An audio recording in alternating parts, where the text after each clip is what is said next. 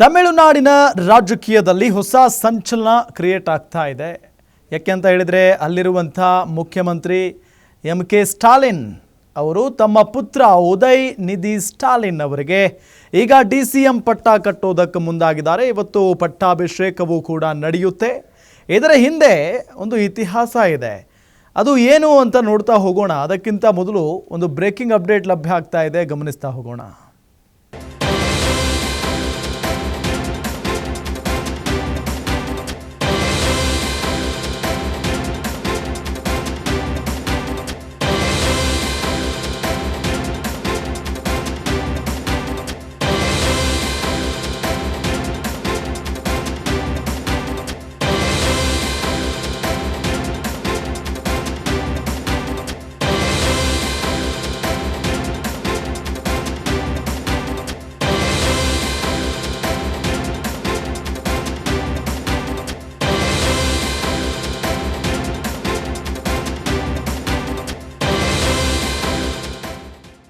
ತಮಿಳುನಾಡು ರಾಜಕೀಯದಲ್ಲಿ ಹೊಸ ಅಧ್ಯಾಯ.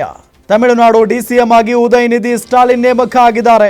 ಅಪ್ಪ ಎಂ.ಕೆ. ಸ್ಟಾಲಿನ್ ಸಿಎಂ, ಮಗ ಉದಯ್ ನಿಧಿ ಸ್ಟಾಲಿನ್ ಡಿ.ಸಿ.ಎಂ. ಇವತ್ತು ಮಧ್ಯಾಹ್ನ 3:30ಕ್ಕೆ ಉದಯ್ ನಿಧಿ ಸ್ಟಾಲಿನ್ ಪ್ರಮಾಣ ವಚನವನ್ನ ಸ್ವೀಕರಿಸುತ್ತಾರೆ. ಚೆನ್ನೈನ ರಾಜಭವನದಲ್ಲಿ ಪದಗ್ರಹಣ ಸಮಾರಂಭ ನಡೆಯಲಿದೆ. ಅಧಿಕೃತವಾಗಿ ಡಿಎಂಕೆ ಉತ್ತರಾಧಿಕಾರಿಯಾಗಿದ್ದಾರೆ ಉದಯ್ ನಿಧಿ ಸ್ಟಾಲಿನ್. ತಮಿಳುನಾಡು ರಾಜಕೀಯದಲ್ಲಿ ಇತಿಹಾಸ ಮರುಕಳಿಸಿದಂತಾಗಿದೆ. ಈಗ ಕರುಣಾನಿಧಿ ಸಿಎಂ ಆಗಿದ್ದಾಗ ಡಿ.ಸಿ.ಎಂ ಆಗಿದ್ರು ಎಂ.ಕೆ. ಸ್ಟಾಲಿನ್. ಕರುಣಾನಿಧಿ ಬಳಿಕ ತಮಿಳುನಾಡು ಚುಕ್ಕಾಣಿ ಹಿಡಿದಿದ್ರು ಎಂ.ಕೆ. ಸ್ಟಾಲಿನ್ ಅವರು.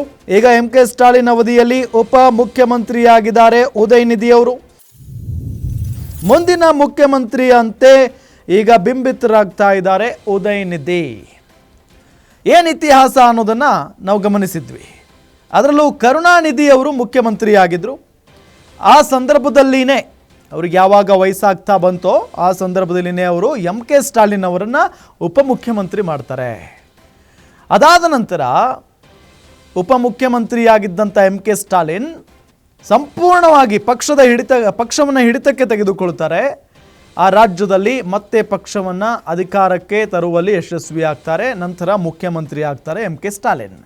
ಆಗ ಕರುಣಾನಿಧಿ ಇದ್ದಂಥ ಸಂದರ್ಭದಲ್ಲಿ ಉತ್ತರಾಧಿಕಾರಿ ಆಗಿಬಿಟ್ಟಿದ್ರು ಎಂ.ಕೆ. ಸ್ಟಾಲಿನ್. ಅದೇ ರೀತಿಯಾಗಿ ಈಗ ಎಂ.ಕೆ. ಸ್ಟಾಲಿನ್ ಅವರಿಗೆ ಆರೋಗ್ಯದ ಸಮಸ್ಯೆ ಸಿಕ್ಕಾಪಟ್ಟೆ ಕಾಡ್ತಾ ಇದೆ. ಹಾಗಾಗಿನೇ ಅವರ ಪುತ್ರ ಉದಯ್ ನಿಧಿ ಸ್ಟಾಲಿನ್ಗೆ ಪಟ್ಟ ಕಟ್ಟೋದಕ್ಕೆ ಮುಂದಾಗಿದ್ದಾರೆ. ಆಲ್ಮೋಸ್ಟ್ ಕಟ್ಟಿದ್ದಾರೆ ಅಂತಲೇ ಹೇಳ್ಬೋದು. ಇವತ್ತು ಅಧಿಕೃತವಾಗಿ ಪ್ರಮಾಣ ವಚನ ಆಗುತ್ತೆ. ಡಿ.ಸಿ.ಎಂ ಆಗ್ತಾರೆ ಉದಯ್ ನಿಧಿ. ಅಂದರೆ ಅಧಿಕೃತವಾಗಿ ಎಂ.ಕೆ. ಸ್ಟಾಲಿನ್ ಅವರ ಉತ್ತರಾಧಿಕಾರಿ ಅಂತಾನೆ ಬಿಂಬಿತ ಆಗ್ತಾ ಇದ್ದಾರೆ. ಜೊತೆಗೆ ಮುಂದಿನ ಮುಖ್ಯಮಂತ್ರಿಯೂ ಕೂಡ ಉದಯ್ ನಿಧಿ ಸ್ಟಾಲಿನ್ ಅವರೇ ಆಗ್ತಾರೆ ಅಂತ ಕೂಡ ಹೇಳಲಾಗ್ತಾ ಇದೆ. ಅಂದರೆ ಈ ಬಾರಿ ಅಲ್ಲದೆ ಇರ್ಬೋದು, ಮುಂದಿನ ಬಾರಿ ಚುನಾವಣೆ ಎದುರಿಸಿ ಅಕಸ್ಮಾತ್ ಆಗಿ ಈ ಪಕ್ಷ ಗೆದ್ದಿದ್ದೇ ಆದರೆ, ಅವರ ಪಕ್ಷ ಗೆದ್ದಿದ್ದೇ ಆದರೆ ಆಗ ಮುಖ್ಯಮಂತ್ರಿ ಆಗ್ತಾರೆ ಉದಯ್ ನಿಧಿ ಅಂತ ಹೇಳಲಾಗ್ತಾ ಇದೆ.